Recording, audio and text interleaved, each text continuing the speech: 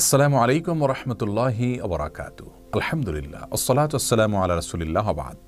সুপ্রিয় দর্শক শ্রোতা ভাই বোন, আমাদের দেশে একটা কথা বেশ জোরে সোরে প্রচলিত আছে, আর তা হলো আমরা অনেকেই বলি জন্ম, মৃত্যু এবং বিয়ে এই তিনটি আল্লাহ তাআলার হাতে।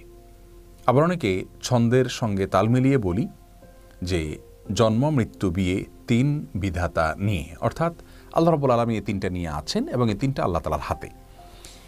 আপাত দৃষ্টিতে মনে হচ্ছে যে এটি তাকদীরের প্রতি বিশ্বাস এর কথা প্রকাশ করা ভালো কথা, কিন্তু মূলত এটি আল্লাহ রাব্বুল আলামিনের যে তাকদীর রয়েছে সেটাকে সীমাবদ্ধ করার শামিল। শুধুমাত্র জন্ম, মৃত্যু, বিয়ে কেন, সব কিছুই আল্লাহ রাব্বুল আলামিনের হাতে, সব কিছুই আল্লাহ রাব্বুল আলামিনের তাকদীরের অধীনে।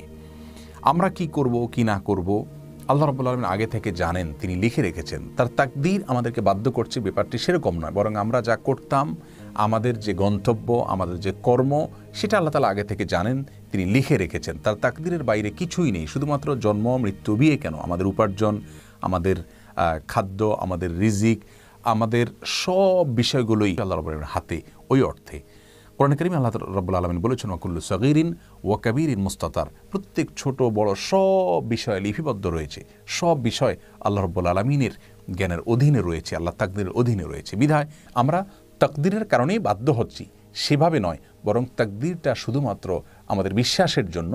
আর কর্মের জায়গায় আমাদেরকে ঠিকই পরিশ্রম করে যেতে হবে।